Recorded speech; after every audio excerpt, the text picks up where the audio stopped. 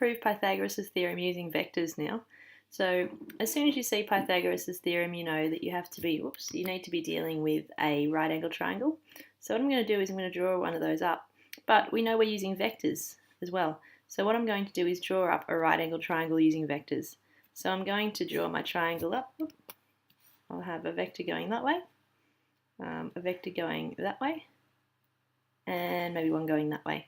Now it's really arbitrary how you do this, it doesn't really matter. I'm doing it this way. You could do them all following each other on, and actually it's a nice exercise. Try doing all the vectors following each other on. It will still work. It doesn't really matter which way you do it. I'm going to call this point here O, like the origin, and I'm going to call this point here A, and this point here B. So I've got 2 points, A and B, and we've got 2 position vectors, so O to A is a position vector, and also O to B is a position vector. Now the thing about O to A and O to B is that they're perpendicular. I was going to write something else there, I'll write that next. And what we also know about O to B and O to A is that it's going to be a bit of a pain writing those down all the time. So I'm going to just re-express them. So let O to A, let's just call this vector A, okay? And I'm also going to call the other vector O to B. I'm going to let that be B, okay? Now we know we can construct this other vector here, and that vector is B to A. That vector can be made up of going backwards along B, okay, which I'll write as a position vector, O to B, okay, and then forwards along O to A. So remember that we're just going to define here, and I'll write this in my picture, call this B, call this A. So this vector here, B to A, this one here, negative B plus A. And I'm also going to just make my life a little bit easier and link the whole thing to Pythagoras here, which is going to be to let B to A equal C. We're just going to call it C. So therefore, we've got this vector C, which equals negative B plus A. So I'll label C in up here as well. So there's C. So to show Pythagoras' theorem, you know Pythagoras' theorem is A squared plus B squared equals C squared, but these are vectors. So we need to be showing this in terms of magnitudes of the vectors, because you're looking at the lengths of the sides. Okay, so for the proof, we need to show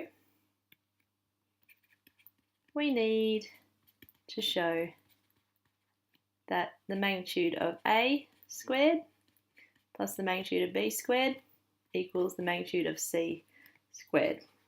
And that's Pythagoras' famous theorem. So for our proof, I'm going to actually show this either by going with the left side and showing it's the right side, or this side, right side, showing it's the left side. Now when I look at this, I know, I don't know much about A and B. So if I start doing magnitude of A, magnitude of B, it's not going to get me anything to do with C.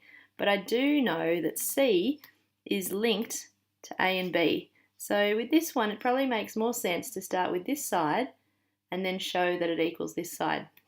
So we're going to show that magnitude of C squared equals magnitude of A squared plus magnitude of B squared. So the left-hand side equals magnitude of C squared, which equals, now the magnitude of C is the magnitude of everything that's going on in here. So negative B plus A squared. Okay, now the important thing to think of is this magnitude squared. Where have I seen that before? Remember that we talked in proofs about the magnitude of a vector squared being the dot product of the vector with itself. So what we then have is the magnitude of C squared equals, or actually what I might write instead is this squared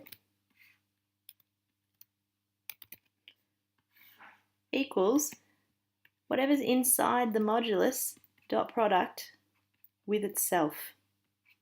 So that's a really useful thing to know. So this one here, and I'll put a square around it because it is useful.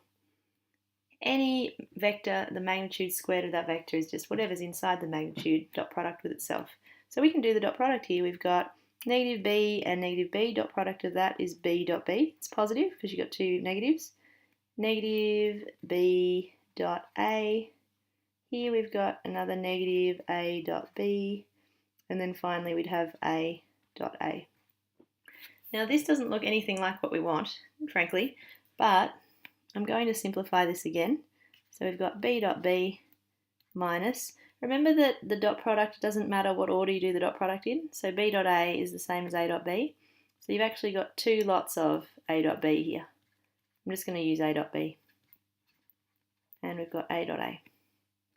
Now let's go and put that on the next page. We're nearly there with this one. The idea is, remember that you have a right angle triangle, and remember that in that right angle triangle the two vectors A and B are perpendicular to one another.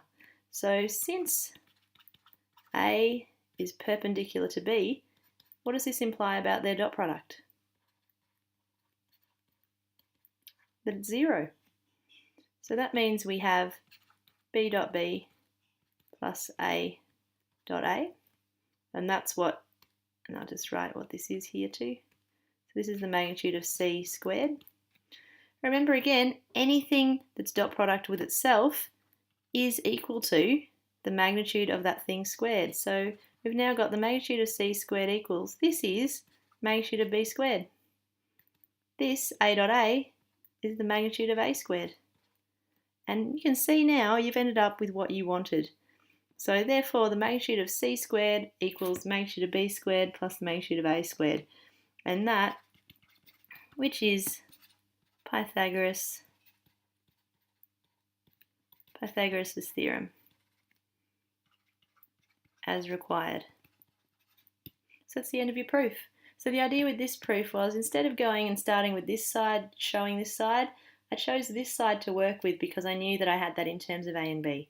So I then expanded my modulus squared, remembered that the modulus squared is the dot product of what is in the modulus with itself, and then used that idea that A and B are perpendicular, so we can get rid of that cross term and then end up with what we want, which is Pythagoras' theorem. So a really nice proof actually showing Pythagoras' theorem using vectors.